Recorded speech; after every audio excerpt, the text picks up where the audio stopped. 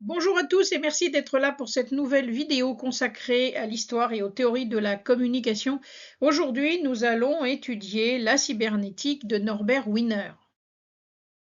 Donc avant de commencer, je me présente, je suis professeur dans l'enseignement supérieur en université, en école de BTS à master depuis plus de 25 ans. J'ai été chargée de cours et de directrice de mémoire au CELSA, à la Sorbonne Paris, consultante pédagogique pour le CNED. Je suis membre de jury d'examen, rédactrice de modules de cours en e-learning pour différentes écoles d'enseignement supérieur. Je suis auteur de la Market Box sur le site DigiSchool. J'ai collaboré à des articles sur le journal du net et e-marketing.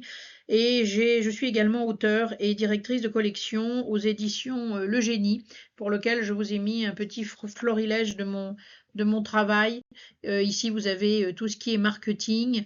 Euh, Ici, vous avez tous les livres d'essais que j'ai écrits, voilà, pour que vous ayez un petit peu une idée. Et concernant plus précisément cette série de vidéos, vous avez ici un florilège avec des histoires de théorie de la communication, l'histoire de la communication à travers l'espace public, etc., qui peuvent vous donner une idée. Vous retrouvez tous ces sites sur mon site internet. Vous pouvez vous les procurer si ça vous intéresse. Norbert Wiener est né en 1894, il est mort en 1964. Il part du principe que pour étudier une machine, au sens large, il faut en connaître le fonctionnement, comprendre sa structure, les actions et réactions qu'elle va avoir avec son environnement et prévoir l'évolution qu'elle peut avoir dans cet environnement. Et c'est à partir de là qu'il va faire une découverte majeure qui va avoir des répercussions bien au-delà de la science de la communication. Il s'agit de la cybernétique. En 1948, il jette les bases de cette science nouvelle qui va être une science carrefour et permettre des découvertes majeures aussi bien au niveau des sciences de la communication que du domaine du vivant et donc de la biologie, voire même de la société.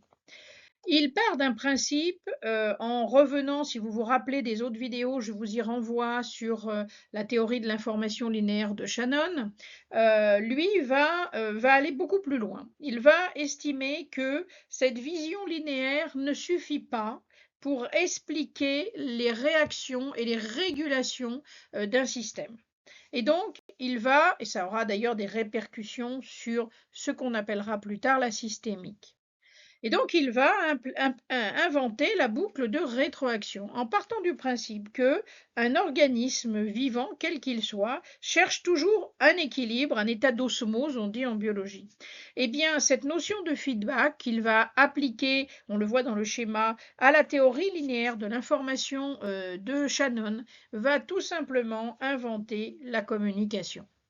En effet, la différence fondamentale qu'il existe entre la communication et l'information, c'est que l'information se contente de transmettre un message, point, d'un émetteur à un récepteur en passant par un canal. Avec Norbert Wiener, le récepteur va réagir à cette information.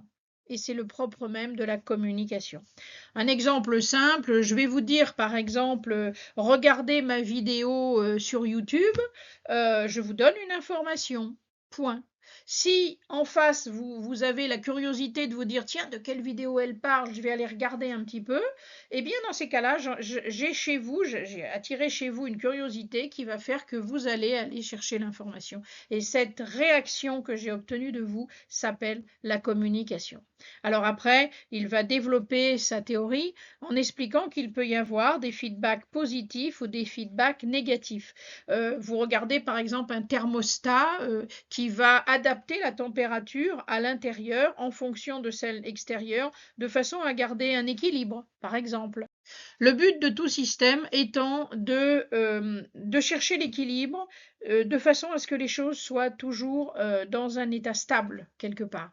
Et cette révélation de Norbert Wiener va avoir des répercussions très importantes. On se rappelle de certains feuilletons qu'on a vus à une certaine époque dans les années 60 où la cybernétique était une science complètement carrefour.